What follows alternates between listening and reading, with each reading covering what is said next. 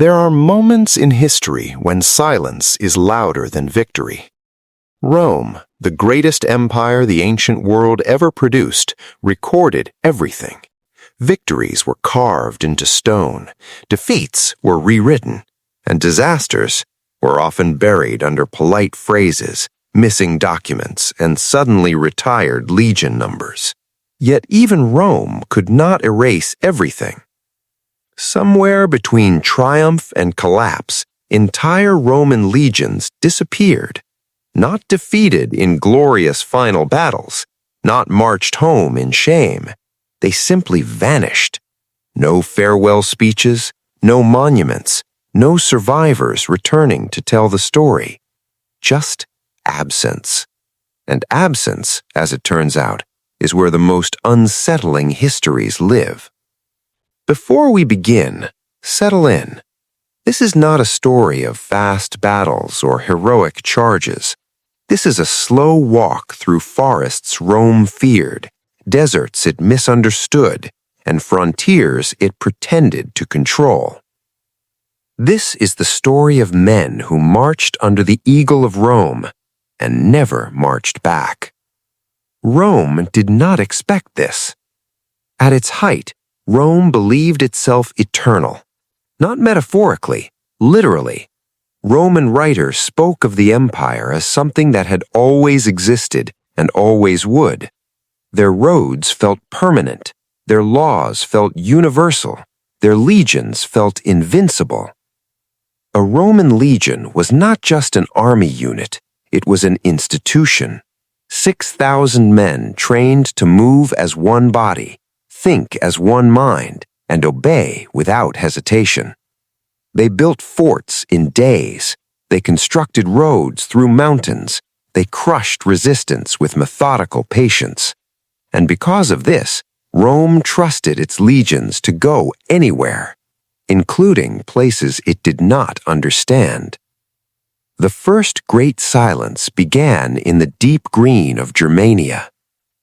By the late 1st century BCE, Rome had conquered Gaul, pacified much of Spain, and pushed its borders to the Rhine River. Across that river lay Germania, a vast forested region inhabited by dozens of loosely connected tribes. To Rome, Germania looked unfinished. No cities, no paved roads, no centralized authority. Naturally, Rome assumed it would be easy. The Emperor Augustus did not plan to merely raid Germania. He planned to absorb it, turn it into a province, tax it, civilize it. 3 legions were assigned to secure the region permanently. They marched under a man named Publius Quintilius Varus. Varus was not a fool, but he was something Rome often mistook for competence, administratively successful. He had governed Syria, collected taxes efficiently, maintained order. Augustus trusted him, and trust in unfamiliar territory is often the most dangerous decision. Varus believed the Germanic tribes were already subdued, that Roman law simply needed to be introduced, that local leaders would cooperate once they understood how beneficial Roman rule could be. One of those local leaders was Arminius. Arminius spoke Latin, wore Roman armor, held Roman citizenship. He had served in the Roman army and learned its tactics from the inside. And he smiled reassuringly at Varus while quietly organizing the most devastating ambush Rome would ever experience. In the autumn of 9 AD, Varus received reports of unrest, small rebellions, nothing serious. Arminius advised a detour through the Teutoburn forest to address the issue quickly. Varus agreed. The legions left the safety of open terrain and marched into dense woodland. The weather turned. Rain soaked the ground. Mud clogged wheels and boots.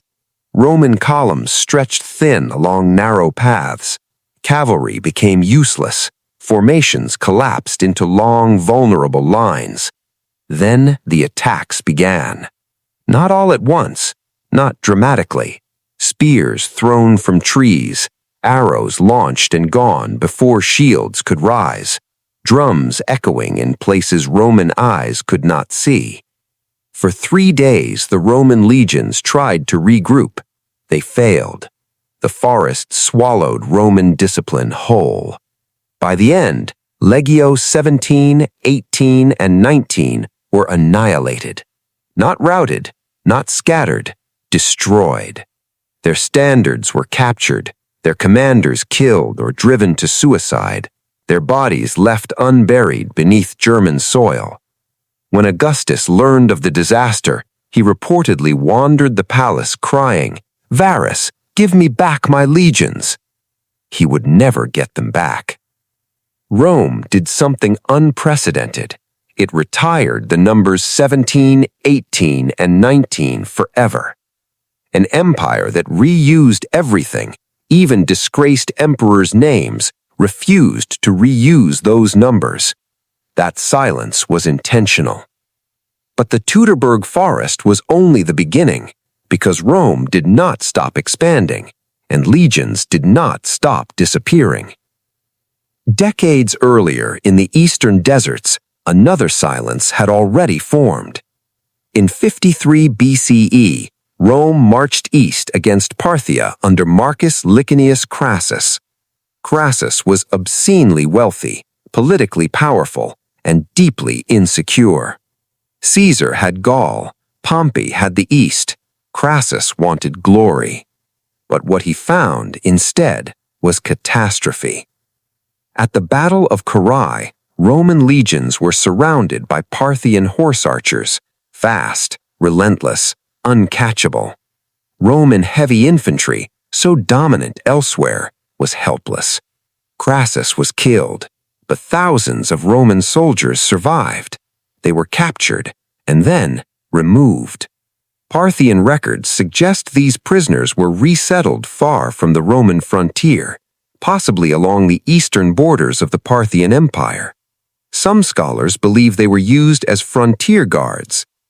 There are Chinese records centuries later describing a strange group of soldiers using shield formations eerily similar to Roman testudo tactics. No proof, no certainty, just echoes. If true, Roman legionaries may have lived out their lives in lands Rome never knew existed. Men who once marched under Roman eagles ended their days beneath unfamiliar skies, speaking a Latin that slowly dissolved into memory. Rome never acknowledged them again, because acknowledging them meant admitting Rome could lose control of its own soldiers, and Rome hated that idea. As the empire aged, disappearances became less shocking but more frequent.